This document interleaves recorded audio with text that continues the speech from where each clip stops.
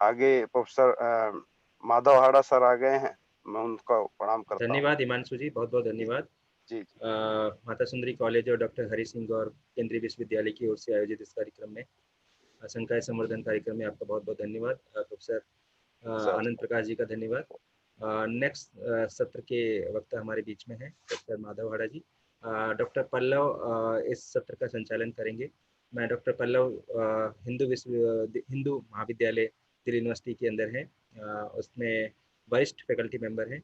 मैं डॉक्टर पल्लव और एक बहुत संपादक भी हैं, बड़े संपादक हैं पत्रिका के। मैं डॉक्टर पल्लव से रिक्वेस्ट करूंगा कि वो इस कार्यक्रम का संचालन करें। डॉक्टर पल्लव। शुरू करूं मैं? हाँ जी, हाँ जी, आपकी आवाज आ रही है। ठीक। नमस्कार। सबसे पहले तो मैं हमारे इस एफडीपी कार्यक्रम में, इस सत्र में हिंदी के जाने माने आलोचक और मेरे गुरु प्रोफेसर माधव हाड़ा जी का हार्दिक स्वागत करता हूं। ये एफडीपी हम लोग सागर विश्वविद्यालय और माता सुंदरी कॉलेज के संयुक्त तत्वावधान में कर रहे हैं। आज इस एफडीपी का चौथा दिन है। हम लोग अभी हाड़ा साहब से भारतीय भाषाओं के वैविध्य का यथार्थ विषय पर वार्ता सुनेंगे, व्याख्यान सुनेंगे। जो लोकेश जी ने मुझे काम दिया है कि मैं हाड़ा साहब का परिचय दूं, मैं जल्दी से संक्षेप में थोड़ी सी बात कह देता हूं, क्योंकि अच्छा यही होगा कि हम अधिक से अधिक अपने विद्वान वक्ता को सुने। प्रोफेसर माधव हाड़ा उदयपुर विश्वविद्यालय में हिंदी विभाग में प्रोफेसर और अध्यक्ष थे। अभी अपनी सेवानिवृत्ति के बाद आप राष्ट्रपति निवास शिमला IIAS में अध्येता हैं और वहां आप कुछ पुराने साहित्य पर, ये मुझे कहना चाहिए मध्यकालीन साहित्य के किसी एक पक्ष पर आप काम कर रहे हैं। अनेक पुस्तकें प्रोफेसर माधव हाड़ा जी की छपी हैं, जिनमें से जो सबसे चर्चित पुस्तक है वो है पचरंग चोला पहर सखीरी। करीब 3-4 साल पहले इस पुस्तक का प्रकाशन हुआ था और इस पुस्तक का प्रकाशन हिंदी में एक तरह से हम ये कह सकते हैं एक घटना की तरह से था। उसका कारण यह है कि हिंदी में हमारी भारतीय भाषाओं में हर साल सैकड़ों हजारों की तादाद में किताबें छपती हैं, लेकिन ऐसी किताबें बहुत कम छप पाती हैं जिनमें अकादमिक अनुशासन भी दिखाई दे, शोध की गरिमा का निर्वाह भी हो और भाषा भी, जिस तरह से वो किताब लिखी गई है वो भी, उसमें भी एक उच्च स्तरीय भाषा को हमको पढ़ने का अवसर मिले। हाड़ा साहब की उस किताब में यही था। और जो इस एफडीपी में इतिहास और हिंदी साहित्य के अध्यापक हैं, उन्हें जानकर अच्छा लगेगा कि मीरा पर ऐसे तो कई किताबें लिखी गई है और हमारे मित्र लोकेश जी ने का काम भी मीरा पर ही है, मुझे याद आया। लेकिन मैं ये कहना चाहता हूँ कि मीरा पर अनेक किताबें होने के बावजूद पुराने स्रोतों का विधिवत अध्ययन कर, पुराने संदर्भों का विधिवत अध्ययन कर, मीरा के जीवन को आज के परिप्रेक्ष्य में ठीक तरीके से व्याख्यायित करने का काम पहली बार उस किताब ने किया, जिसका नाम पचरंग चोला पहर सखीरी था। और किताब मकबूल हुई, किताब लोकप्रिय हुई, किताब को लोगों ने खूब सराहा, पढ़ा।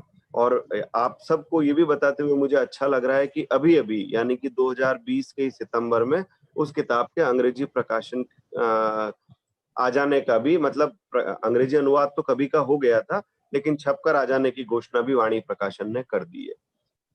तो एक इस महत्वपूर्ण किताब के अलावा और कई सारी किताबें हैं। जो आपकी पहली किताब थी वो कविता आलोचना पर थी, तनी हुई रस्सी पर।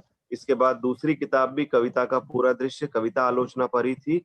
दो किताब आपने मीडिया से के संबंध में लिखी थी। मीडिया साहित्य और संस्कृति 2006 में आई और सीढ़ियां चढ़ता मीडिया 2012 में आई। 2016 में आपने भारत सरकार साहित्य अकादमी के लिए मुनि जिनविजय, जो कि पुराने साहित्य के मनीषी अध्येता थे, उन पर एक मोनोग्राफ लेखन किया।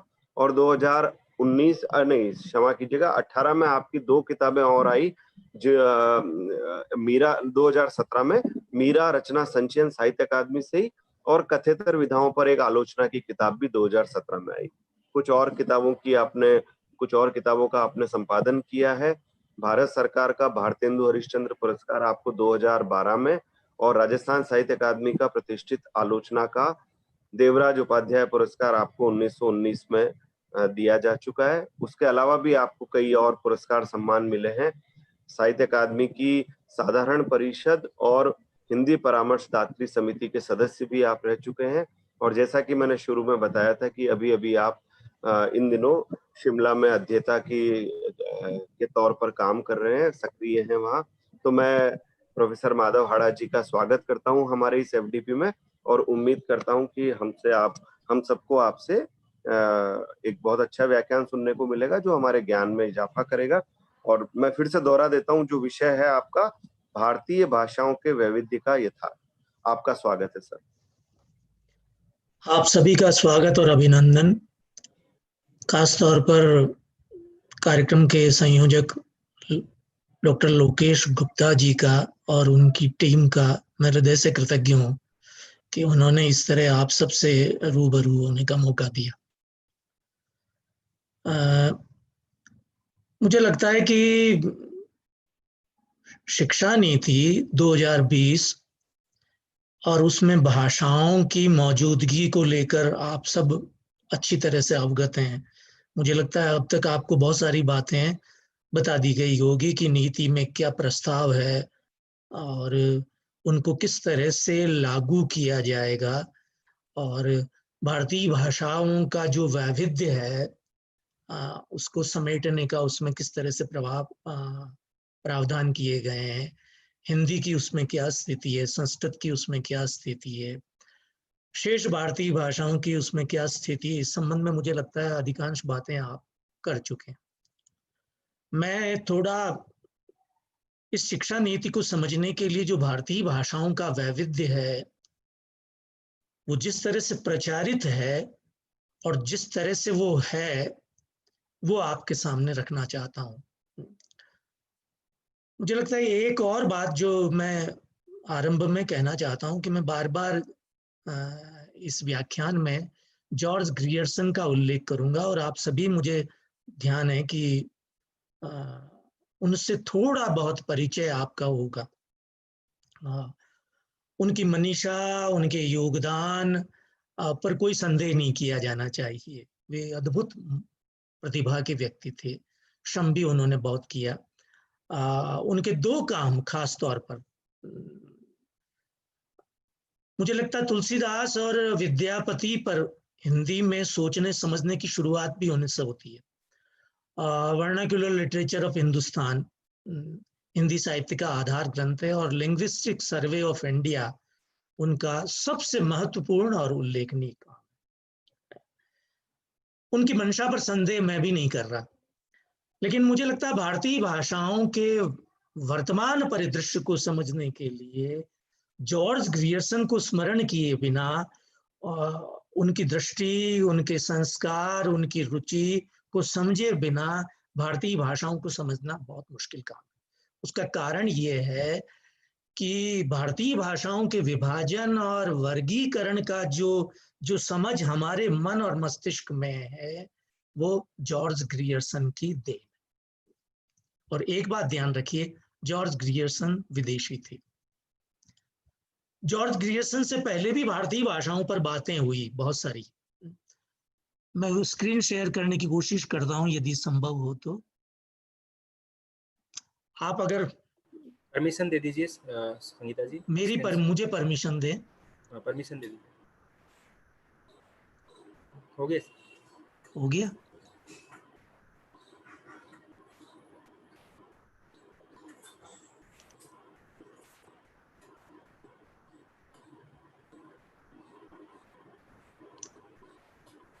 जी सर, आ गया, आ रहा है स्क्रीन पे। मुझे लगता है भारतीय भाषाओं के संबंध में जो नजरिया है आमतौर पर, बाहरी नजरिया जिसको हम विदेशी नजरिया कहते हैं, वो दो तरह का है और दोनों में कमोबेश समानता है। एक मध्यकालीन बाहरी नजरिया है और जिसको स्वयं जॉर्ज ग्रियर्सन ने भी उद्धृत किया है, वो है अमीर खुसरो। मुझे लगता है अमीर खुसरो को भी हिंदी के उद्भव और विकास में सबसे पहले स्मरण किया जाता है। लेकिन अमीर खुसरो भारतीय थे, भारत में ही पैदा हुए, और उनका घर का माहौल भी कमोबेश भारतीय किस्म का था। भारतीय संगीत के प्रति उनकी बहुत गहरी रुचि थी और उनकी मदर उनकी जो माँ है कम से कम वो आरंभ भारतीय है। इसलिए ये नहीं कहना चाहिए कि वो अमीर खुसरो विदेशी है, लेकिन उनका नजरिया विदेशी है, मैं ये कह रहा हूँ आपको। उन्होंने भी भाषाओं के संबंध में जो टिप्पणी की भारतीय भाषाओं के संबंध में, वो है विचित्र और स्वतंत्र। ये बहुत महत्वपूर्ण टिप्पणी। एक तो बहुत विचित्र है। हम भी अक्सर ये बात कहते हैं औपनिवेशिक विभाजन और वर्गीकरण की आदत के कारण कि हमारी भाषाएं बहुत विचित्र किस्म की। और एक बात जो सबसे महत्वपूर्ण अमीर खुसरो ने कही है कि सभी भाषाएं स्वतंत्र हैं। मैं बाद में हम स्पष्ट करेंगे कि वस्तुतः ऐसा नहीं है। अबुल फजल अकबर के समय के बहुत बड़े विद्वान और इतिहासकार हैं और बहुत विस्तार से उन्होंने भी भाषाओं के संबंध में एक ऐसी टिप्पणी की है, वैविध्य और परस्पर अबोधगम्य। एक तो बहुत विविध है, कई भाषाएं, उनका कहना ये है। और दूसरा परस्पर अबोधगम्य, वे एक दूसरे के एक भाषा दूसरे के समझ में नहीं आती। ये सबसे महत्वपूर्ण। और फिर सबसे महत्वपूर्ण बात, जिन्होंने पहला भारतीय भाषा सर्वेक्षण किया, जिन पर यह दायित्व था, जॉर्ज ग्रियर्सन, उन्होंने एक महत्वपूर्ण बात कही है कि भारत विरोधी तत्वों की भूमि है। मुझे पता नहीं शिक्षा नीति के निर्माण में जॉर्ज ग्रियर्सन के इस दृष्टिकोण को कितना मद्देनजर रखा गया है, लेकिन यह है कि हमारी जो भाषाओं की समझ है, उस पर जो विभाजन और वर्गीकरण है भाषाओं का, उसकी समझ हमें जॉर्ज ग्रियर्सन से मिली। भारतीय नजरिया भी कमोबेश जॉर्ज ग्रियर्सन जैसा ही है। हमारे अधिकांश भाषा विज्ञानी, भाषा शास्त्री और समाज शास्त्री भी ये बात बराबर दोहराते रहे हैं कि भारतीय भाषाएं बहुत विविध, विचित्र, विरोधी और परस्पर अबोधगम्य है। ये बात कही है उन्होंने भी। अब इसको थोड़ा सा समझना चाहिए, इस पर पुनर्विचार की जरूरत है। मुझे लगता है कि जॉर्ज ग्रियर्सन के बड़े मनीषी थे और उनके आरंभिक मनीषा पर उनके वैदुष्य का प्रभाव भी बहुत था। इसलिए मुझे लगता है कभी इस बात पर विचार ही नहीं किया हमने कि क्या भारतीय भाषाएं, जैसा वे कहते हैं, जैसा अबुल फजल कहता है, या जैसा अमीर खुसरो कहता है, या जैसा जॉर्ज ग्रियर्सन कहते हैं, या जैसा जॉर्ज ग्रियर्सन ने विभाजन और वर्गीकरण किया है, क्या वस्तुतः भारतीय भाषाएं एक दूसरे से उतनी अलग, विचित्र और परस्पर अबोधगम्य है क्या? मुझे लगता है कि एक तो ये बात शुरू में आरंभ है, भारतीय भाषाओं को समझने के लिए हमारी सांस्कृतिक और सामाजिक संरचना को समझना चाहिए हमें अच्छी तरह से। हमारे यहाँ सांस्कृतिक वैविध्य बहुत है और उस कारण, क्योंकि जो सांस्कृतिक इकाइयां हैं छोटी छोटी, मध्यकाल में उनका विकास स्वायत्त ढंग से हुआ, उनमें परस्पर अंतरक्रिया और आदान प्रदान बहुत कम था। इसलिए ये हुआ कि जो भाषाओं में क्षेत्रीय वैशिष्ट्य दिखाई पड़ता है एक प्रकार का, आप ये बात ध्यान रखिए, मैं शब्द क्षेत्रीय वैशिष्ट्य इस्तेमाल कर रहा हूँ, मैं भाषाई वैशिष्ट्य इस्तेमाल नहीं कर रहा हूँ, क्षेत्रीय वैशिष्ट्य दिखाई पड़ेगा। मान लीजिए आप जहाँ रहते हैं वहाँ का भी आपकी भाषा पर थोड़ा बहुत प्रभाव पड़ेगा। यदि आप राजस्थान के किसी एक क्षेत्र, मारवाड़ या मेवाड़ में जाएं तो, या उत्तर प्रदेश के किसी बुंदेलखंड या एक इलाके में जाएं तो थोड़ा क्षेत्रीय वैशिष्ट भाषा में आ जाता है, उच्चारण की दृष्टि से भी और शब्द भंडार की दृष्टि से भी, और बहुत सारी चीजों में थोड़ा बहुत अंतर आ जाता है। लेकिन और ये क्षेत्रीय वैशिष्ट बहुत मुखर होकर भाषाओं के अलग होने का भ्रम पैदा करता है। ये एक बहुत महत्वपूर्ण बात है, ये हमें ऐसा प्रतीत होता है। एक बहुत महत्वपूर्ण बात जो मुझे लगता है जॉर्ज ग्रियर्सन के भाषाई वर्गीकरण और विभाजन के तो हमको आदत हो गई है, उसकी समझ हमारे मन और मस्तिष्क में, हमारी सोच में है, लेकिन ये उन्होंने भाषा इस वर्गीय इस सर्वेक्षण के आरंभ में भूमिका में जो कहा, कम लोगों ने उस पर ध्यान दिया अभी तक। एक बहुत महत्वपूर्ण बात उन्होंने जो कही, मैं आपका ध्यान उसकी ओर आकृष्ट करता हूं। उन्होंने कहा भारतीय भाषाएं एक दूसरे से अलग नहीं होती, एक दूसरे में विलीन होती। यदि आप देखिए, यदि आप जिस क्षेत्र में रहते हैं, आप उस क्षेत्र से दूसरे क्षेत्र में जा रहे हैं, दूसरी सांस्कृतिक इकाई में जा रहे हैं, तो देखिए, जैसे मैं उदाहरण देकर बताता हूं कि यदि मैं राजस्थान से गुजरात में प्रवेश कर रहा हूं, तो राजस्थानी ही धीरे धीरे गुजराती बनती जाएगी, क्योंकि हम इन्हीं मध्यकाल में इस तरह की भाषिक इकाइयां नहीं है। खास बहुत हमारे देश भाषा शब्द ही इस्तेमाल हो रहा है। 8वीं शताब्दी की रचना है कुवलय माला, उसमें 15 भाषाओं का उल्लेख हुआ है एक साथ, लेकिन वे 15 भाषाएं एक स्थान पर क्षेत्रीय विशिष्ट वैशिष्ट्य के साथ बोली जा रही है। ये बात मध्यकाल में भाषिक इकाइयां भी नहीं है। खास बात, इस बात का ध्यान रखिए। भारतीय भाषाएं विभक्त नहीं होती, एक दूसरे में विलीन होती। राजस्थानी ही धीरे धीरे गुजराती हो जाती है। यदि गुजरात से आप राजस्थान आ रहे हैं, तो गुजराती ही धीरे धीरे धीरे धीरे राजस्थानी होती जाती है। यदि आप, मुझे लगता है अवध से मतलब वहां जा रहे हैं बहुत सारे लोग, तो आपको लगेगा कि आपकी अपनी भाषा ही धीरे धीरे वो रूप ग्रहण करते जा रही है। एक बात और जिसकी ओर हम कम ध्यान देते हैं, उपनिवेश काल से पहले तक भाषाई अस्मिता के संबंध में हमारे मन में बहुत आग्रह नहीं है। हम भाषा को लेकर हम अस्मिता सचेत नहीं है। आप कभी विचार करिए, मैं एक उदाहरण देता हूं। मेवाड़ के शासक थे महाराणा सांगा, उन्होंने 28 विवाह किए, रानियां 28 क्षेत्रों की थी, पंजाब बहुत दूर दूर तक के क्षेत्रों की थी। अंतःपुर में कभी भाषा को लेकर कोई विवाद नहीं हुआ। ये महत्वपूर्ण बात है। और मुझे लगता है संवाद में, जिसे हम कहते हैं गुजरात और राजस्थान के व्यक्ति में, या अवध और ब्रज के व्यक्ति के बीच में भाषिक संवाद को लेकर कोई असुविधा भी, संवाद में कोई असुविधा भी नहीं। हाँ, एक बात जो महत्वपूर्ण, अस्मिता सचेत नहीं थे। स्वयं ग्रियर्सन ने अपने सर्वेक्षण के आरंभ में एक बहुत अच्छा उदाहरण दिया। उन्होंने कहा कि हम सर्वेक्षण करते हुए, राजस्थान का एक इलाका है जिसे कहते हैं जांगलू, इसको बीकानेर कहते हैं।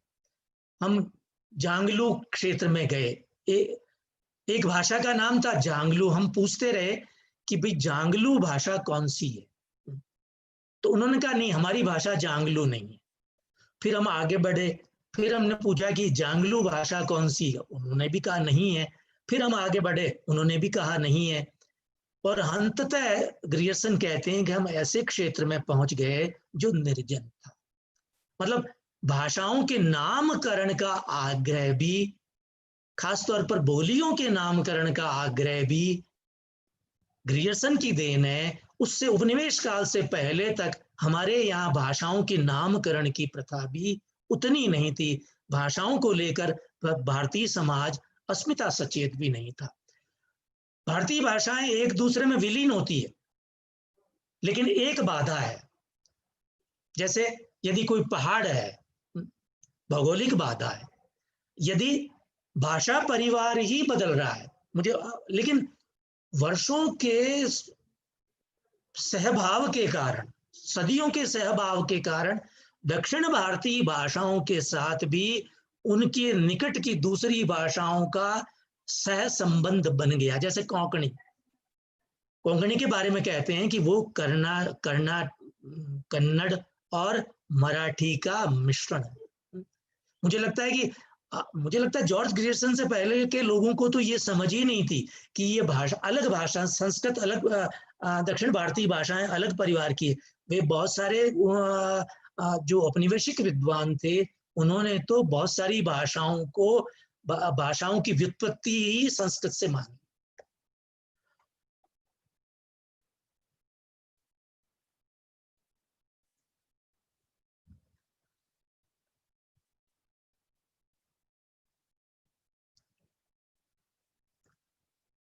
देखिए, जॉर्ज ग्रियर्सन के नजरिए को समझने की जरूरत है, जो मैं हमेशा करता हूँ। कम लोगों ने उस लिंग्विस्टिक सर्वे की जो भूमिका है उसको कम लोगों ने बहुत रुचि और मनोयोग से पढ़ा है। 2-3 बातें जो उन्होंने कही है वो अब इस समय जब हम डीकॉलोनाइजेशन की ओर बढ़ रहे हैं, तब मुझे लगता है कि बहुत चौंकाने वाली बात कही। एक तो उन्होंने ये महत्वपूर्ण बात है, बहुत सारी बातों जिन्होंने हजारी प्रसाद द्विवेदी पढ़ा है वे इस बात को जानते हैं कि हजारी प्रसाद द्विवेदी ने सबसे पहले जॉर्ज ग्रियर्सन की बहुत सारी बातों का खंडन करना शुरू किया। मुझे लगता है कि जॉर्ज ग्रियर्सन की धारणा ये थी कि जब से यूरोप का राजदूत मुगल दरबार में आया तब से भारतीय भाषाओं में साहित्य का कहते हैं फ्लरिश, विस्फोट जैसी स्थिति हो गई। ऐसी बहुत सारी बातों का खंडन किया गया। जॉर्ज ग्रियर्सन भी मानते थे। जैसे उन्होंने एक महत्वपूर्ण बात कही जो आपके सामने है, पश्चिमी ज्ञान के प्रकाश में यहाँ की 32 करोड़ जनता की आशा, भय, विश्वास का अध्ययन करें। एक पश्चिमी ज्ञान को लेकर उनके मन में बहुत गर्व का भाव था। एक बात उन्होंने एक और बात जो महत्वपूर्ण है, एक मुहावरा, एक पद प्रचलित था उन दिनों, अब भी है, कि प्रकाश पूर्व से आता है। अर्थात ज्ञान की जो बुनियाद है पूर्व में ही रखी गई, वहीं से विश्व भर में फैला। ये आप इसको पुनरुत्थानवादी मत समझिए, लेकिन उन्होंने इसका खंडन करते हुआ कहा कि अभी इसमें बहुत देर है। जॉर्ज ग्रियर्सन, मैंने आरंभ में भी कहा, बड़े मनीषी थे, लेकिन उनके साम्राज्यवादी स्वार्थ भी थे।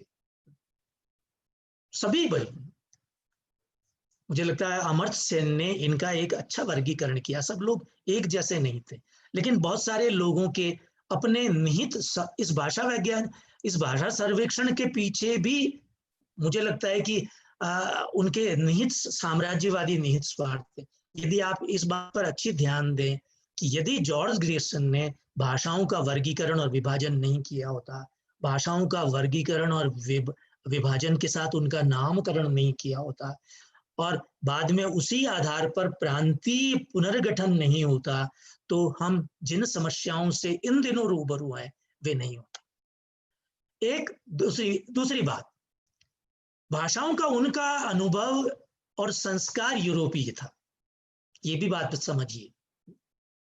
वहां वन नेशन वन लैंग्वेज, एक भाषा एक राष्ट्र जैसी मजबूत धारणा है। उनके यहाँ उतना क्षेत्रीय वैविध्य भी नहीं है जितना सांस्कृतिक और क्षेत्रीय वैविध्य हमारे यहाँ। उन्होंने क्षेत्रीय वैशिष्ट्य को आधार बनाकर वर्गीकरण और विभाजन किया, ये सबसे बड़ी गलती थी मुझे लगता है कि ये इससे भाषाएं बहुत हो गई, उन भाषाओं की जिनके नामकरण की जरूरत नहीं थी वे भी हो गई। एक जो मैंने आरंभ में भी कहा कि यूरोपीय श्रेष्ठता का पूर्वाग्रह उनके मन में था। उन्होंने इस धारणा का प्रतिवाद किया बहुत मजबूती से कि प्रकाश पूर्व से आता है। फिर उन्होंने ये भी कहा कि भारतीय भाषाओं को यूरोपीय ज्ञान के आधार पर समझा जाना चाहिए। ये संभव ही नहीं था। मुझे लगता है कि ये बहुत सारी बातें हुई उस दौर में, इतिहास में भी हुई, भारतीय भाषाओं की समझ में भी हुई, और ये सबसे बड़ी बात। लेकिन फिर भी एक बात जो उन्होंने इसके सर्वेक्षण के आरंभ में कही, जिसकी और कम लोगों का ध्यान गया, वो ये है, देखिए सारा उत्तर भारत कमोबेश शामिल कर लीजिए तो आपको लगेगा कि हम कमोबेश एक ही भाषा इस्तेमाल कर रहे हैं, अलग अलग क्षेत्रीय वैशिष्ट्यों के साथ। ये बात उन्होंने कही है। राजपूताना, मध्य भारत तथा गुजरात के विस्तृत क्षेत्रों के दैनिक जीवन में व्यवहृत शब्द समूह प्राय समान, हाँ उच्चारण में अंतर अवश्य है। इस प्रकार ये कहा जा सकता है कि सामान्य लोगों का विश्वास भी यही है कि गंगा के समस्त कांठे में बंगाल पंजाब के बीच अपनी अनेक स्थानीय बोलियों सहित केवल एकमात्र भाषा हिंदी, प्रचलित भाषा हिंदी। आप यदि ये भी जॉर्ज ग्रियर्सन ने कहा है, लेकिन उन्होंने क्षेत्रीय वैशिष्ट के आधार पर इसी भाषा की अलग अलग बोलियों के नामकरण करना। अब मैं थोड़ी सी बात आपको उपनिवेश काल से पहले के मध्यकालीन भाषा परिदृश्य पर करना चाहता हूं। मुझे लगता है कि कुछ समय प्रश्नोत्तर के लिए भी गुंजाइश रखेंगे हम, तो मैं 40 मिनट के आसपास ही अपनी बात कहूंगा। मध्यकालीन भारतीय भाषा परिदृश्य को समझने की बहुत जरूरत है। ये विवाद तब शुरू हुआ जब, देखिए, होता यह है कि जब आप एक बार किसी भाषा का नामकरण करते हैं क्षेत्र के आधार पर, तो फिर उस क्षेत्र का समाज उस भाषा को लेकर अस्मिता सचेत हो जाता है। फिर ये वैसे भी हमारे यहाँ आइडेंटिटीज बहुत है, भाषा की आइडेंटिटीज भी अब बहुत हो गई है, लेकिन ये एक बड़ी मुश्किल ही है। 15वीं-16वीं शताब्दी में हमारे यहाँ जो भाषाएं इस्तेमाल हो रही थी, उनमें पहचान क्या आग्रह नहीं। आप देखिए, मुझे लगता है मीरा, कबीर और हमारे मध्यकालीन संत भक्त कवियों की भाषा पर विचार करें तो वे जो भाषा इस्तेमाल कर रहे हैं वो कमोबेश, मुझे लगता है कि क्षेत्रीय वैशिष्ट तो उन भाषाओं में है, लेकिन वो कमोबेश सभी एक भाषा इस्तेमाल कर।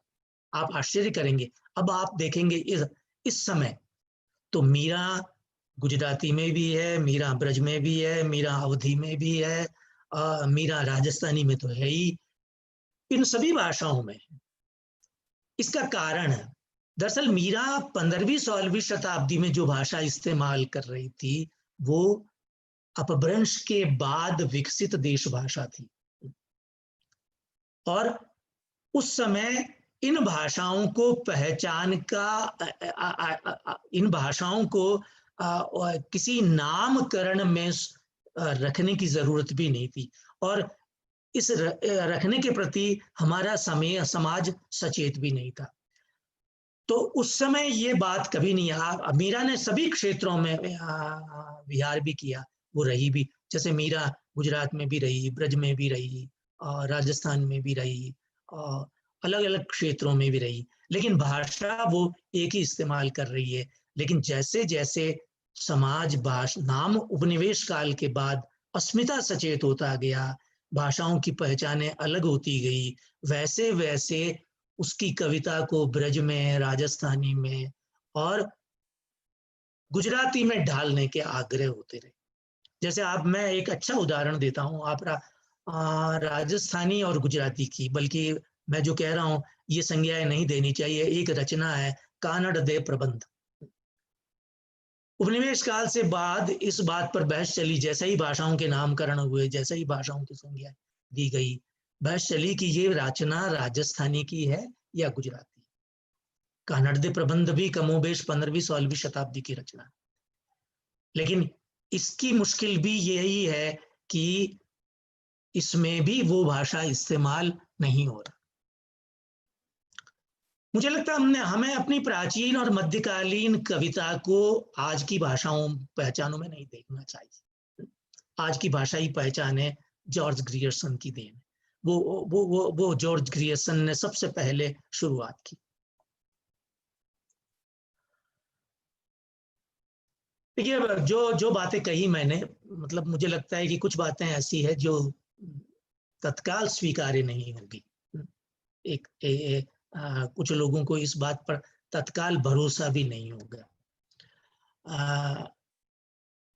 हमारे यहाँ प्रजाति विविधता बहुत है,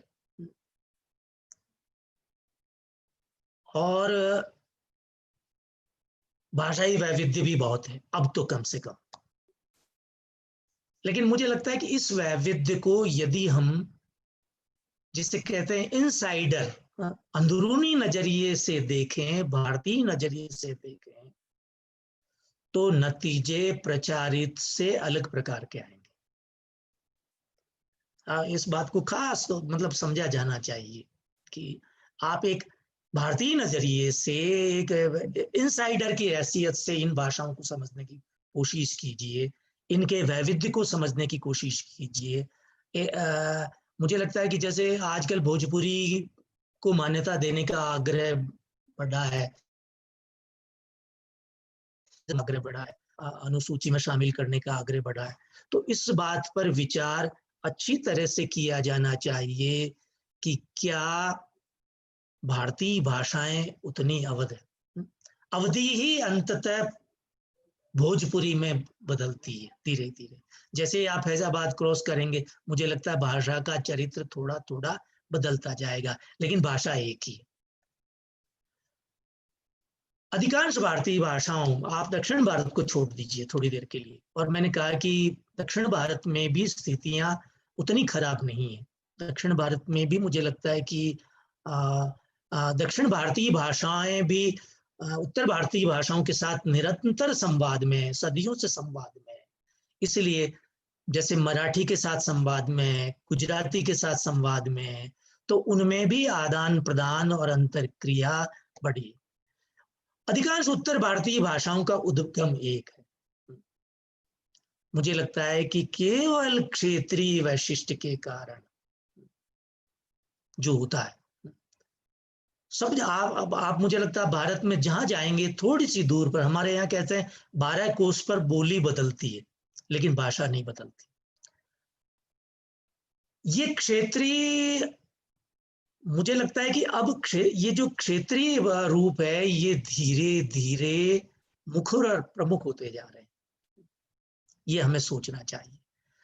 मुझे लगता है क्षेत्रीय रूपों को इस तरह से क्षेत्रीय रूपों की जो मुखरता और प्रमुखता है, और उसको स्वीकृति देने से पहले भारतीय भाषाओं में जो पारस्परिक संवाद और एकता है, उस पर हमें पहले विचार किया जाना चाहिए। मुझे लगता है कि उत्तर भारत की अधिकांश भाषाओं का मुझे लगता है कि जैसे मैं कभी कभी इस बात पर विचार करता हूँ, हमारे यहाँ कहते हैं असमिया एक अलग भाषा भी है और आप बंगाली की एक बोली भी है। तो मुझे लगता है कि अधिकांश उत्तर भारतीय भाषाओं का जो व्याकरणिक गठन है, उनकी जो शब्दावली है, उनका जो मुहावरा है, वो कमोबेश समान है। सदियों के सहजीवन से, मैंने पहले भी ये बात कही कि सदियों के सहजीवन और आदान प्रदान के कारण जो भिन्न परिवार वाली भाषाएं हैं, वे भी कुछ एक दूसरे में घुल मिल गई। उनके शब्द समूह और मुहावरे धीरे धीरे एक दूसरे के निकट भी आते गए। तो मुझे लगता है कि कुल मिलाकर जो भारतीय भाषा परिदृश्य है, जैसा मैंने आरंभ में कहा, और जिस बाहरी और विदेशी नजरिए के हम आदी और अभ्यस्त हैं, वो बहुत विविध प्रकार का, बहुत विचित्र प्रकार का है। तो दरअसल ऐसा नहीं है। मैंने उदाहरण देकर कहा था कि यदि आइडेंटिटी, अस्मिताई आग्रह से बाहर आकर, जैसा कि अब बहुत हो गया है, यदि हम भारतीय भाषाओं की अपनी समझ विकसित करें, औपनिवेशिक समझ से अलग अपनी समझ विकसित करें, तो आपके सामने नतीजे इससे बिल्कुल अलग दिखाई पड़ेंगे। मुझे लगता है कि जो बातें, ग्रियर्सन बड़े मनीषी थे, बड़े विद्वान हैं, हिंदी साहित्य के विकास और उसके उन्नयन में उनकी बहुत निर्णायक और प्रमुख भूमिका है। लेकिन ये बात हमें समझनी चाहिए कि उनके औपनिवेशिक स्वार्थ भी थे। उन्होंने, मैं तो आश्चर्य करता हूँ, मैं बहुत छोटे छोटी भाषाओं के नामकरण किए उन्होंने। मतलब आप देखेंगे कि एक 5 मील के पॉकेट में बोली जाने वाली भाषा को भी उन्होंने एक नाम दे दिया। उन्होंने जो नाम दिए, संयोग से कुछ नाम तो चलन में रहे, कुछ नाम धीरे धीरे चलन से बाहर भी हो गए। भाषा सर्वेक्षण में लगा श्रम और मनोयोग बहुत महत्वपूर्ण है, लेकिन विडंबना ये है कि उसके बाद हमने अपनी भाषाओं को अपने ढंग से और औपनिवेशिक नजरिए से अलग ढंग से ना तो कभी उनका सर्वेक्षण किया, न उनको समझने का प्रयास किया। मुझे विश्वास है कि जो हमारी नई शिक्षा नीति है उसमें एक भाषाओं को देखने का जो एक अंदरूनी इनसाइडर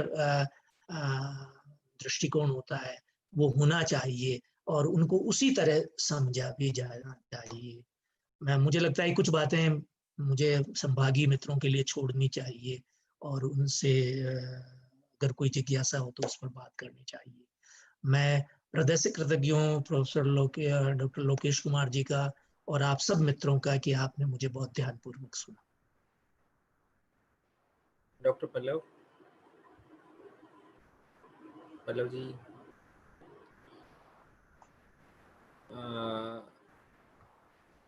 पल्लव जी जुड़ जाएंगे 1 मिनट में। पल्लव जी जुड़ जाएंगे, आप अनम्यूट कर दीजिए पल्लव जी को। संजय जी, सर 2-3 सवाल चैट बॉक्स में है। एक तो लोगों ने पूछा है, वो जिज्ञासा है कि जॉर्ज गैरिसन का टाइम क्या था, तो सर एक बार वो बस ये 1851 1941 1851 में पैदा हुए, 1941 में उनका निधन हुआ, 1870 में वो भारत आए आईसीएस के अफसर होकर और मुझे लगता है सबसे पहले विद्यापति और तुलसी पर विचार की शुरुआत की। लेकिन आप ये मानेंगे कि ये हम लोगों ने ठीक से चीजें समझने की कोशिश नहीं। जॉर्ज ग्रियर्सन ने ये अजय साहब द्विवेदी ने बहुत विस्तार से खंडन किया इस बात का। उन्होंने जो कृष्ण भक्ति साहित्य है उसको उस पर ईसाई प्रभाव की बहुत ईसाई धर्म के प्रचार प्रसार को उसकी उत्पत्ति का कारण माना है। बड़े विद्वान तो वो हैं, इसमें कोई संदेह नहीं, उनका योगदान भी महत्वपूर्ण है, उनको स्मरण भी उसी तरह किया जाना चाहिए। लेकिन मुझे लगता है कि ये कुछ धारणाएं बहुत बाद में हमारे मन और मस्तिष्क का हिस्सा हो जाती है। जैसे भारतीय भाषाओं का विभाजन और वर्गीकरण हमारे मन और मस्तिष्क का हिस्सा हो गई। हमने कभी इस बात पर विचार ही नहीं किया कि हम अपने इनसाइडर, अपने अंदरूनी नजरिए से इन भाषाओं को समझने की कोई कोशिश करें। मैंने इसलिए उदाहरण दिया आपको कि महाराणा सांगा ने 28 विवाह किए, 28 रानियां थी, 28 क्षेत्रों की थी। अंतःपुर में संवाद को लेकर कभी कोई परेशानी नहीं हुई, कोई झगड़ा भी नहीं हुआ है? तो मुझे लगता है कि ये भाषाई अस्मिता एक काम और करती, उसके साथ दूसरे निहित स्वार्थ भी जुड़ने लगते हैं धीरे धीरे और फिर वो आग्रह बढ़ता ही जाता। जैसे इन दिनों बहुत सारी भाषाई पहचानें हाथ उठाकर अपनी पहचान का आग्रह कर रही है कि हमें भी जगह दीजिए। और अगर ये होने लगा, यही वो सब होने लगा, तो ये बहुत मुश्किल काम है भारतीय, क्योंकि क्षेत्रीय वैशिष्ट्य किसी भाषा के दूसरी भाषा से अलग करने का कोई आधार नहीं होता, वो होना भी नहीं चाहिए, वो तो होता ही है, सभी क्षेत्रों में होता है। और जिस तरह का सांस्कृतिक वैविध्य हमारे यहाँ है और मध्यकाल में जिस तरह आवागमन के साधन नहीं थे, संचार के साधन नहीं थे, तो क्षेत्रीय इकाइयों का विकास भी स्वायत्त ढंग से हुआ। तो मुझे लगता है कि उससे भाषा अलग हो जाती हो, ऐसा नहीं होता। महत्वपूर्ण ये, हाँ, मैं दक्षिण भारत के संबंध में सहमत हूँ कि लेकिन फिर भी सदियों के सहभाव से वहां भी आदान प्रदान हुआ। कोंकणी, गिरीश कार्नाड की मातृभाषा कोंकणी थी, वो कर्नाटक के कन्नड़ के बहुत सारे शब्द कोंकणी में है, मराठी के बहुत सारे शब्द कोंकणी में है। मुझे लगता है कि दक्षिण भारतीय भाषा संस्कृत के संपर्क में रहने के कारण दक्षिण भारतीय भाषाओं में भी बदलाव आए कई तरह के, जिनका अभी कोई अध्ययन नहीं हुआ इस लिहाज से। सर एक सवाल चंद्रभान सिंह मौर्य का है। वो लिखते हैं कि आजकल विश्वविद्यालयों में भाषा विज्ञान की कक्षाओं में भाषा बोली को अलग अलग चश्मे से देखा हुआ पढ़ाया जाता है, लेकिन मैंने अब तक जो भी पढ़ा हुआ समझा है वह यह है कि भाषा और बोली में अंतर नहीं है। हमारी भाषाओं की तरह बोलियों का भी व्यवस्थित व्याकरण व साहित्य होता है। आप प्रकाश डालें। भाषा व बोली की राजनीति बहुत ही पुरानी है और आज भी हमें ये देखने को मिलता है। ये उनका कमेंट है साथ में। देखिए, मैंने एक बात कही थी कि ये जो मतलब औपनिवेशिक, ये बोली शब्द औपनिवेशिक समझ का शब्द है। ये मुझे लगता है कि इस तरह के महादेश का अनुभव जॉर्ज ग्रियर्सन को नहीं था। इस तरह के सांस्कृतिक वैविध्य का अनुभव भी जॉर्ज ग्रियर्सन को नहीं था।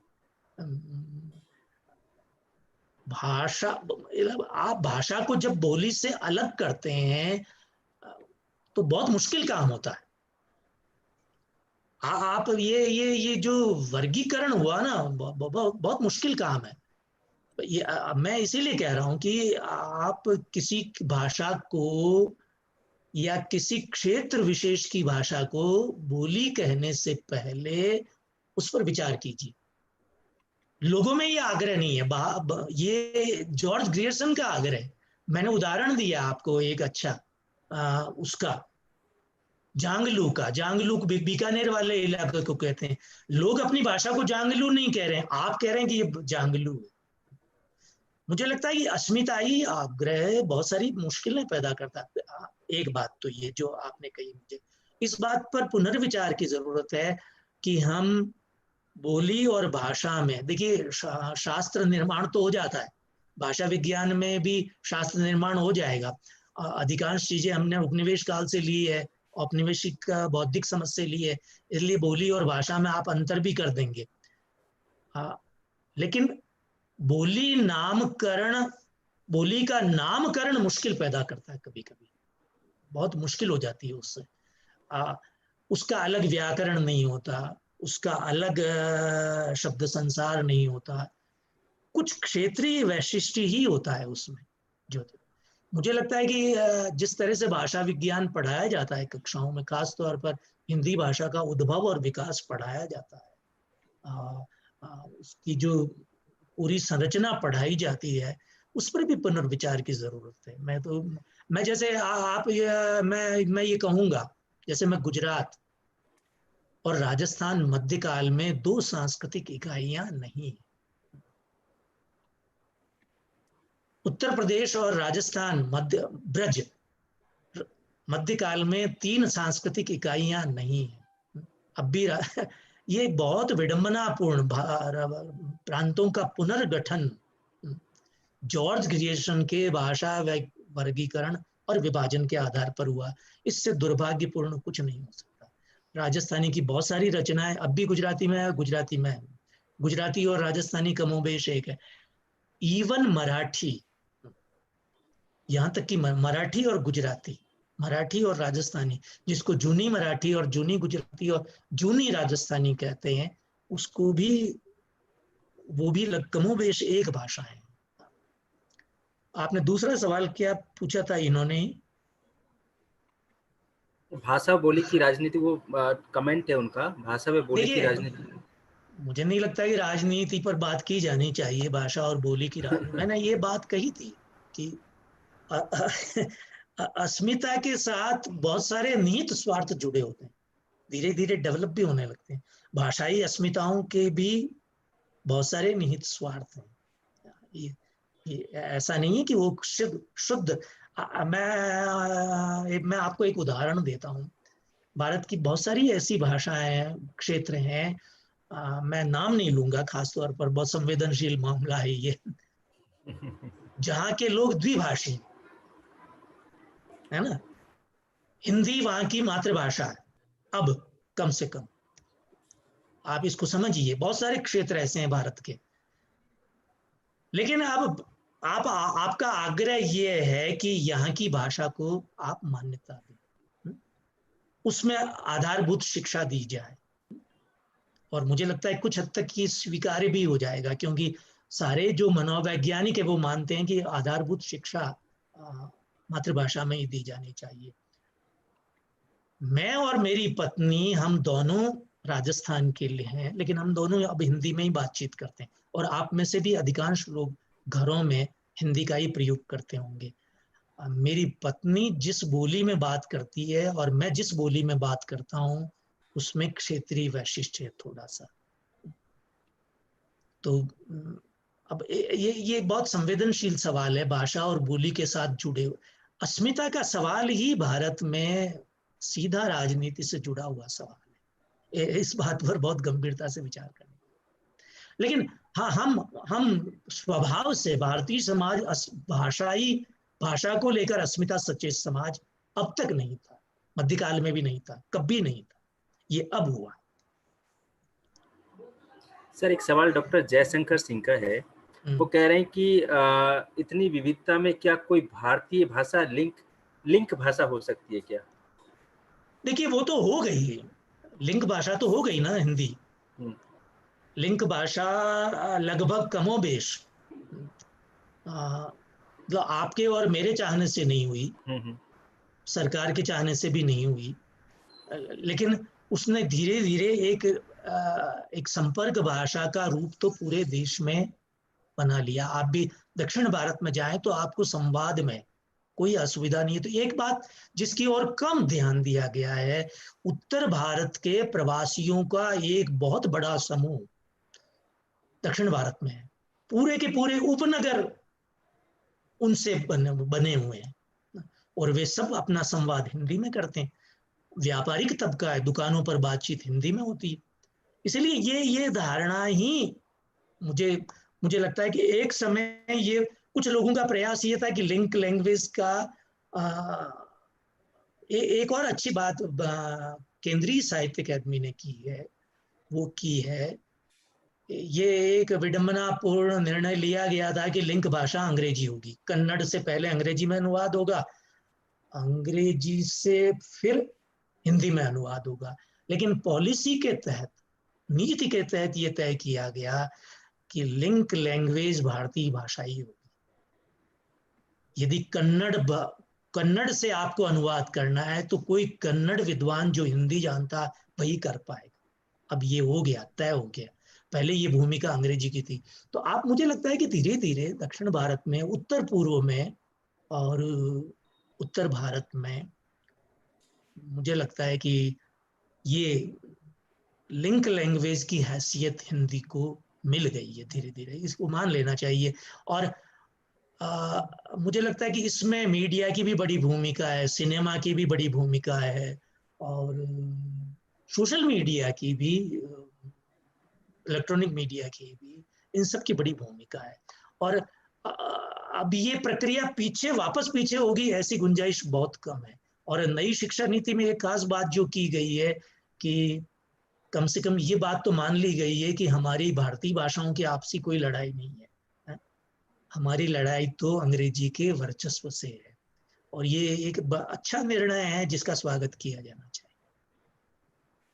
सर एक सवाल डॉक्टर इम्तियाज अहमद का है, इम्पोर्टेंट सवाल है।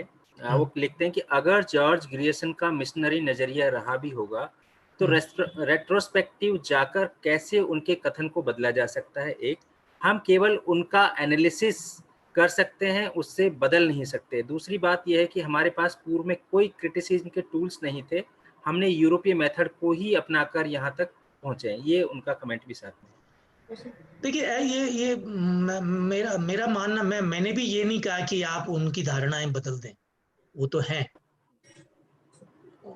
मैं ये नहीं कह रहा, लेकिन उनकी धारणाएं आपकी समझ का हिस्सा क्यों हो, मैंने ये कहा है। हमारी समझ का हिस्सा क्यों हो, हम उससे तो कम से कम बाहर आ जाएं। दूसरा, ये धारणा गलत है कि हमारे पास कोई टूल नहीं थे। मैं पुनरुत्थानवादी नहीं हूं, क्षमा करें, एक बात का ध्यान रखें। लेकिन मुझे लगता है कि मैं आपको एक विद्वान पढ़ने की सलाह दूंगा, वो है धर्मपाल, बहुत बड़े इतिहासकार थे। मुझे लगता है कि टूल हाँ, हमने अपनी भाषाओं को, अपनी ज्ञान परंपरा को थोड़ा हिकारत की नजर से देखना शुरू किया, औपनिवेशिक संस्कार और शिक्षा के कारण। उसके प्रति एक मैं देखिए मुझे लगता है कभी कभी, जैसे मैं इन दिनों जहाँ का जो काम कर रहा हूँ, इतिहास लेखन की उनकी पद्धति सार्वभौमिक आदर्श बन गई। टूल, ये भी एक टूल है। लेकिन कभी किसी ने विचार किया कि मार्क ब्लॉक ने ये बात कही थी कि ईसाइयत तो इतिहासकारों का धर्म है। कभी इस बात पर बहुत गंभीरता से विचार करने की जरूरत है। टूल, ये नहीं कि हमारे पास अपने टूल नहीं थे, टूल तो थे, लेकिन आधुनिक होने की हड़बड़ी और जल्दबाजी में हमने उनको दरकिनार किया। ये सच्चाई है। मुझे लगता है कि ये सवाल बहुत महत्वपूर्ण है, लेकिन मुझे लगता है ये प्रक्रिया कम से कम अब तो शुरू हुई है कि इस भाषाओं को लेकर हम अब भी सचेत नहीं है। उस औपनिवेशिक नजरिए से बाहर आने की कोई पहल, बहुत गंभीर किस्म की पहल हमारे यहाँ अभी नहीं हुई। ये विडंबना। संजय जी सर बीच में हमारे एक सवाल पूछना चाहते हैं, कन्वेनर भी हैं टीएलसी सागर के किचन लर्निंग सेंटर। तो संजय जी सर उस नाते नहीं कि कन्वीनर हो तो मैंने अरे नहीं है, मित्र लोग हैं आप तो सब, उसमें क्या है। सर मेरी एक टिप्पणी और एक सवाल है। तो मैं सवाल लेता हूं सर। और आपने सर भाषा को एक नए फ्रेम में, जिसका सामाजिक सांस्कृतिक जो नजरिया है उसको भी एक समृद्ध किया। सर शिक्षा नीति में कई जगह पर एंशियंट जो इंडियन सिविलाइजेशन है या कल्चर है या लैंग्वेज है उसका लगातार जिक्र किया है, और ये भी बताया है कि हमें उस प्राचीन इतिहास को संजोना है, उस प्राचीन इतिहास के साथ संस्कृति भाषा को हमें मजबूत करना है। पर बहुत देखने पर भी मध्यकाल उसमें नहीं दिखाई पड़ता। जी क्या कहा? मध्यकाल, मध्यकालीन भाषा और संस्कृति के बारे में बहुत कुछ वहां नहीं दिखाई पड़ता। वो कबीर की बात नहीं करते, वो रैदास की बात नहीं करते, वो मीरा की बात नहीं करते। जबकि मैं आपकी जब उसको मैं सुन रहा था आपको, तो आपने बताया कि मध्यकाल एक बड़ा दायरा रहा है भारतीय समाज में, भाषाओं को लेकर भी या उस तरह की सांस्कृतिक उस विचार को लेकर भी। तो क्या ये जल्दबाजी में छूट गया, या भाषा विज्ञानी या जो उस तरह से संस्कृति कर्मी होते हैं इसको जल्दबाजी में छोड़ देते हैं, या क्या एक इस पर क्या विचार हो सकता है कि क्या ये क्यों जिक्र नहीं हुआ इसका? देखिए मुझे लगता है कि उन्होंने क्यों छोड़ दिया, ये तो मध्यकाल, देखिए आपको सबसे अधिक आपका निकट अतीत प्रभावित करता है। जी। मध्यकाल हमारा बहुत निकट अतीत है, और मुझे लगता है कि हम जैसे आज हैं, जैसी हमारी बनावट है, जैसी हमारी मनोरचना और सांस्कृतिक रचना, हमारा जो सांस्कृतिक आधार है, उसमें मध्यकाल की बहुत निर्णायक भूमिका है। और मुझे लगता है कि ये प्राचीन और मध्यकाल को कि ये विभाजन भी वैसे औपनिवेशिक किस्म का विभाजन है, एक कंटिन्यूटी में, निरंतरता में। मैं कह रहा हूं जैसे मैं इन दिनों इतिहास देख पढ़ समझने की कोशिश कर रहा हूं, तो मुझे लगता है कि जो ऋग्वैदिक काल के इतिहास रूप हैं, नाराशंसी, आख्यान, गाथा, इतिहास, पुराण, मध्यकाल में क्षेत्रीय जरूरतों के अनुसार उनका देशज रूपांतरण हो रहा है। जैसे रास, रासो, चरित, पाठनामा, विगत, बही, और भी अलग अलग क्षेत्रों में बहुत सारी चीजें हैं। तो मुझे लगता है कि मध्यकाल और प्राचीन काल को एक निरंतरता में देखा जाना चाहिए, उनको अलग करके तो देखा ही नहीं जाना चाहिए कभी, ये संभव ही नहीं है। और मैंने ये भी आरंभ में कहा कि मुझे लगता है कि जैसे बौद्ध धर्म है, जैसे जैन धर्म है, पूरी श्रमण संस्कृति है, मुझे लगता है कि मुझे लगता है कि मध्यकाल में आकर एक बड़ा परिवर्तन हुआ। मैं वो राजशेखर की काव्य मीमांसा है, उसकी एक बहुत प्रसिद्ध पंक्ति है, हजैब सा द्विवेदी जी ने भी कोट की है। उक्ति विषय, मतलब वो उक्ति से क्या फर्क पड़ता है, कथन महत्वपूर्ण होना चाहिए। भाषा कोई हो ना, कथन महत्वपूर्ण होना चाहिए। तो प्राचीन और मध्यकाल एक निरंतरता में। अब ये तो देखिए, मैं कोई नीति निर्माता तो हूं नहीं, क्यों छोड़ा गया, ये लेकिन ये आपने बहुत, अगर ऐसा किया गया है तो ये मुझे लगता है कि ये इंटरनेट गड़बड़ हो रहा है क्या? सचेत भाव से किया गया है, तो नहीं। मतलब नहीं जी होना जी। चाहिए। दूसरा एक सवाल है, मुझे लगता है कि शायद आप ही उस पर बखूबी टिप्पणी भी दे सकते हैं और हम लोगों को मार्गदर्शित भी कर सकते हैं। और वो सवाल आपके ही जिक्र से उत्पन्न हुआ कि राणा सांगा के 28 विवाह किए और उनके अंतःपुर में कोई संवाद को लेकर कोई दिक्कत नहीं हुई। जी यही हाँ मैं कह रहा हूँ। उसी संदर्भ में मैं मतलब मेरा सवाल तो नहीं कह सकता, पर जो एक जिज्ञासा वो ये कि हम ये अक्सर देखते आए हैं कि मातृभाषा जो मदर टंग है वो मूलतः मदर की टंग नहीं होती है, मदर की जुबान नहीं होती है। या तो वो पति की जुबान है, पति के घर की जुबान है, या पिता की घर की जुबान है। तो या तो उन सभी रानियों ने राणा सांगा को सीखा, राणा सांगा ने उन अपनी पत्नियों की 28 भाषाओं को नहीं सीखा। अब आप इसको उसमें डिस्कोर्स में ले जा रहे हैं। तो ये जो सवाल है, जो कि भारतीय वो एक अलग पहलू है। मेरा जो सवाल ये है कि ये जो मातृभाषा का जो सवाल है, जिसको हम अक्सर ये बोलते हैं कि वो शायद मदर टंग के रूप में उससे दिखाई पड़ेगी, पर शायद वो वर्चस्व की भाषा ही बन जाती है बाद में भी। देखिए भी ये पितृसत्ता से जो जुड़ा हुआ सवाल है, जो फिर मैं कहूंगा एक यूरोपीय अवधारणा है। आप राणा सांगा, वैसे ये आज के विषय से सीधा जुड़ा हुआ सवाल नहीं है, फिर भी मैं बताऊंगा आपको कि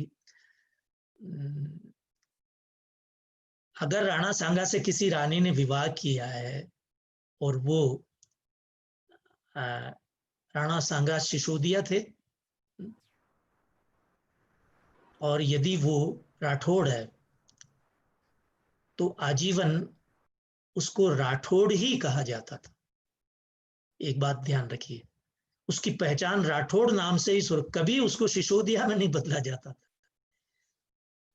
पितृसत्ता पर विचार करते हुए, खासतौर पर पितृसत्ता की यूरोपीय अवधारणा पर विचार करते हुए, हम अपने मतलब क्या अपने सांस्कृतिक वैविध्य और अपनी जो सांस्कृतिक स्थिति है, मैं हमेशा डरा रहता हूँ कि कोई इस कारण पुनरुत्थानवादी और क्या वो नहीं कह दे। लेकिन मुझे लगता है कि मैंने मीरा पढ़ते हुए भी और मीरा समझते हुए भी इस बात पर विचार किया कि भाषा तो वो लेकर आई है रानी अपने पीहर से, भाषा अपनी माँ से ही लाई है, उसने अपने पति से कोई भाषा सीखी हो नहीं है। मैं ये नहीं कहना चाहता किसने किससे सीखी, मैं कह ये रहा हूं कि क्षेत्रीय वैशिष्ट के बावजूद भाषाओं में परस्पर संवाद में कोई परेशानी नहीं थी, एक दूसरे की बात समझते थे। गुजराती बोलते, कोई गुजराती बोल रहा है मान लीजिए मेरे सामने, तो मैं उसको समझ लूंगा, मुझे कोई खास असुविधा नहीं होगी। हो सकता है कोई एक आध शब्द, और ये क्षेत्रीय वैशिष्ट के कारण होता है। पहला जो आपका सवाल है वो बहुत लंबा सवाल है, और मैं कम से कम इस मुद्दे पर अभी लंबी बात की जरूरत नहीं है कि ये उसने राणा पितृसत्ता वाले पर उस मुद्दे पर बात करने का अभी मुझे विचार, मैं भाषा के ही उस पर केंद्रित रहना चाहता हूँ। सर एक अंतिम सवाल के रूप में जोरावर सिंह जी को अनम्यूट कर दीजिए। जोरावर सिंह जी लिख रहे हैं कि वो डायरेक्ट पूछना चाहते हैं कुछ। जी जोरावर सिंह जी अनम्यूट हो जाइए। जोरावर सिंह जी सवाल पूछना चाह रहे हैं, आप पूछिए। जोरावर सिंह जी अनम्यूट हो गए। हेलो, हाँ जी जोरावर सिंह जी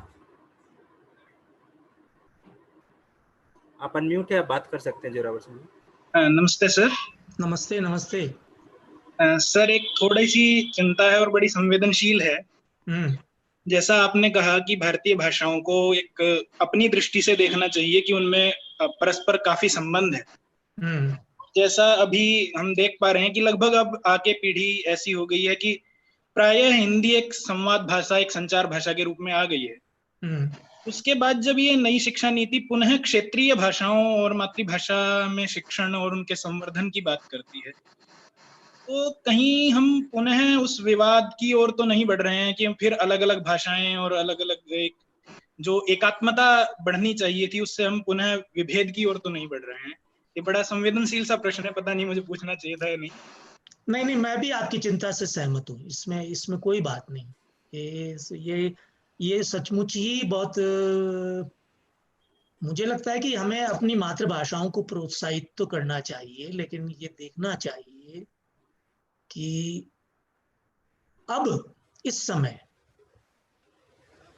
मैंने जैसे कहा कि जैसे आपके बहुत सारे मित्रों के घरों पर अपनी क्षेत्रीय भाषा के बावजूद आपने विवाह किया होगा, आपके बच्चे जिस स्कूल जाते हैं, तो धीरे धीरे जैसे पल्लव है, तो हम दोनों के घरों की, हम राजस्थान से हैं, लेकिन हम दोनों के घरों की मातृभाषा हिंदी है। ये स्वीकार करने में कोई संकोच नहीं होना चाहिए।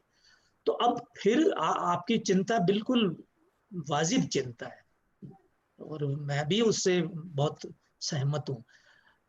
मुझे लगता है कि भारतीय ये जो शिक्षा नीति का आरंभिक जो मसौदा पेश हुआ था, जो अब है, उसमें थोड़ा अंतर हुआ था, क्योंकि जब ये प्रस्ताव किया गया, ये प्रस्ताव तो रखा गया था कि अभी भी शायद दो भाषाएं, एक भाषा विदेशी हो सकती है, दो भाषाएं तो आपकी अपनी होगी।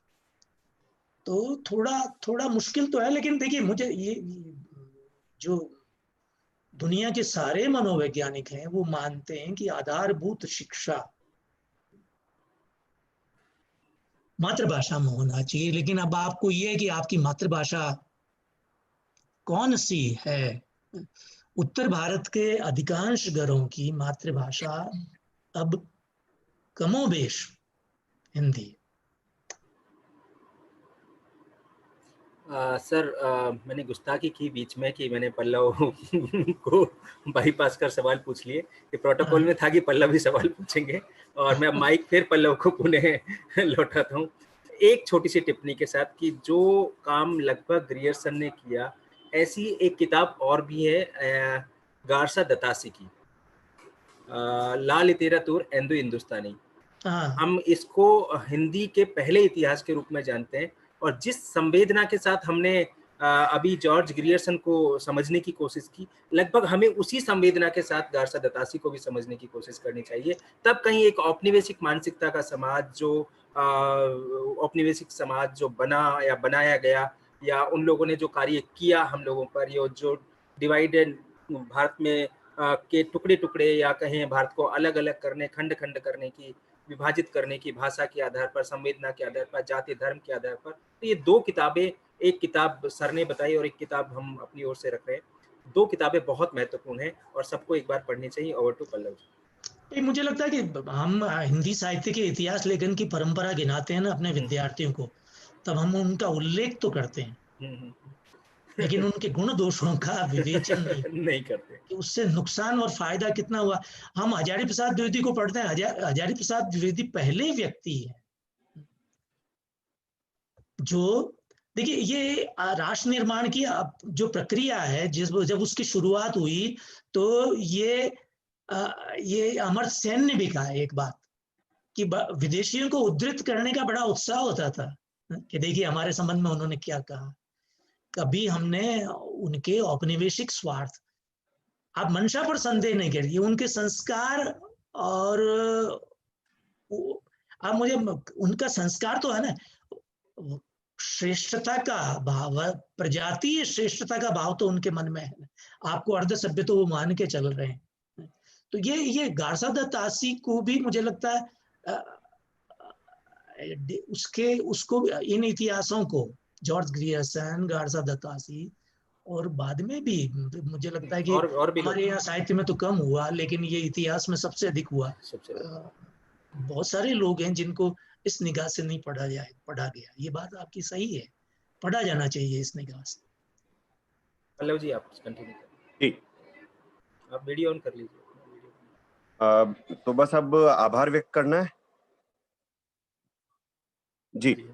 सबसे पहले तो मैं इस रोचक और विचारोत्तेजक बातचीत के लिए, संवाद के लिए मैं हाड़ा साहब का हम सबकी तरफ से, एफडीपी के सभी प्रतिभागियों और आयोजकों की तरफ से आभार व्यक्त करता हूँ।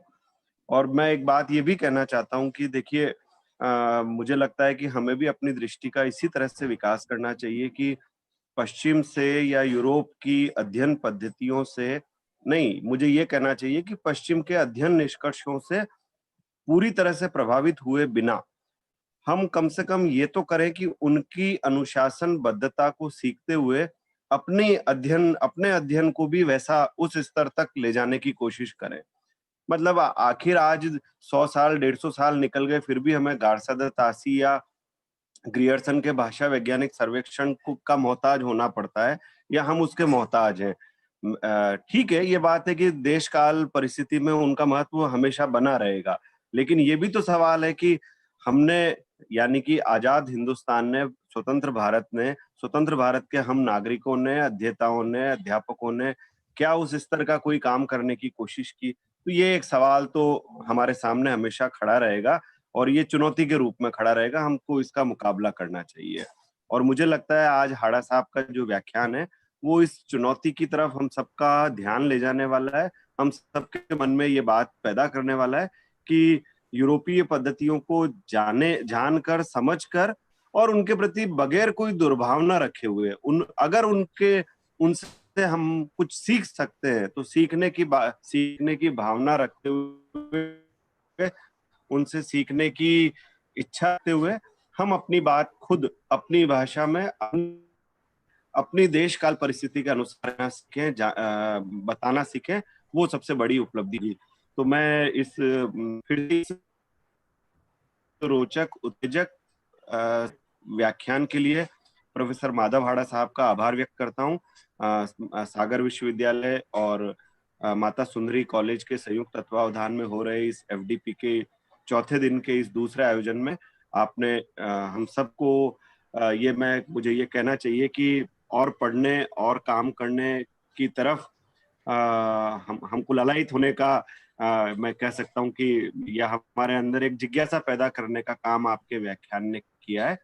यही मुझे लगता है कि इस तरीके के कार्यक्रमों का सबसे बड़ी उपयोगिता ही यही है कि वे एक अध्यापक को लगातार सीखने और काम करने के लिए प्रोत्साहित करें। ठीक है, हम सब लोग इनकी दूसरी मजबूरियां भी है, दूसरी बाध्यताएं भी है, लेकिन उन बाध्यताओं के साथ साथ अगर दिन में 1 व्याख्यान 2 व्याख्यान भी इस तरह के सुनने को मिल जाते तो थैंक यू। आप सबका भी बहुत बहुत आभार। हमने तो फिर आपका बहुत बहुत धन्यवाद। अभी हमारे प्रतिभागियों की तरफ से आपका आभार व्यक्त करता हूं। Thank you very much. सभी का बहुत बहुत आभार, और विशेषकर हमारी टीम की ओर से, हमारे ऑर्गेनाइजर्स की ओर से और सागर विश्वविद्यालय की ओर से सर का बहुत बहुत आभार। एक छोटी सी सूचना मुझे यहाँ पर देनी है। आज कार्यक्रम 3:30 बजे शुरू नहीं होगा शाम का, आज कार्यक्रम 2:30 बजे शुरू होगा। प्रोफेसर करुणा शंकर उपाध्याय 2:30 बजे हमसे मिलेंगे, और प्रोफेसर आसिफ हैं जेएनयू के, एनईपी के मेंबर भी रहे, वो 3:30 बजे मिलेंगे। आज से एक नई शुरुआत और कर रहे हैं, इस कार्यक्रम में हम जोड़ रहे हैं। एक पैनल डिस्कशन हमारे पार्टिसिपेंट्स की ओर से ही आज से किया जा रहा है। उस पैनल डिस्कशन का पहला सत्र आज 4:30 बजे से 5:30 बजे के बीच में होगा। आज विश्व लिटरेसी साक्षरता दिवस भी है। उसके उपलक्ष्य में हमारे प्रतिभागियों में से कुछ चुने हुए प्रतिभागी जो हमने रात में शेयर किए थे, वो लोग इसमें अपने विचार रखेंगे। और आने वाले सत्रों में अगर कोई प्रतिभागी अपना नाम देना चाहे, किसी विषय पर बोलना चाहे 5 मिनट 7 मिनट के लिए, तो हम जब सत्र समाप्त हो जाएगा या सत्र से पहले आप हमें बता दीजिएगा। सत्र शुरू कर सकते हैं हम पहले या बाद में। तो अपना एक 4-5 लोगों का ग्रुप बनाकर उसका हमें डिटेल भेज दीजिएगा। हमें व्हाट्सएप कर दीजिए, हमें मेल कर दीजिए, या हमें कॉल कर सकते हैं, संजय जी को, हमें, मनीषा जी को आप बता सकते हैं। तो हम सबके बीच में एक संवाद की प्रक्रिया भी शुरू होगी, जो अभी तक एक तरह से संचालक और आपके बीच सवालों को भी हम ही पूछ रहे हैं। तो वो आप क्या कहना चाहते हैं, हम भी वो सुने और हमारे रिकॉर्ड में वो चीज़ भी आए। चीज़ें यूट्यूब चैनल पर भी जाएगी और वो आप अपने विषय को बड़े गंभीरता के साथ में रखना। कोई इसमें ऐसा नहीं हो कि किसी तरह के अपशब्द और किसी तरह की भाषाई मर्यादा को हम छोड़ दें। तो अपनी भाषाई मर्यादा को ध्यान में रखते हुए आप अपने विषय को रख सकते हैं। आप हमें अपना समय दे सकते हैं, आप हमें अपना नाम दे सकते हैं, अपना रोल नंबर बता सकते हैं, और हम इस कार्यक्रम को थोड़ा सा आगे पीछे करके वो आपका कार्यक्रम रख सकते हैं। तो आज का कार्यक्रम शाम को 3:30 बजे ना होकर दोपहर के बाद का 2:30 बजे शुरू होगा। 4:30 बजे तक 2 सत्र होंगे। उसके बाद हमारा एक कार्यक्रम आज का पैनल डिस्कशन। हमारे पार्टिसिपेंट्स लतिका गुप्ता है, श्रुति कालरा जी हैं, एक हमारी रेणु व्यास जी हैं, और एक सर और हैं, अभी मेरे नाम निकल रहे हैं, संजय जी बताएंगे। आपके माइक अनम्यूट कर लीजिए।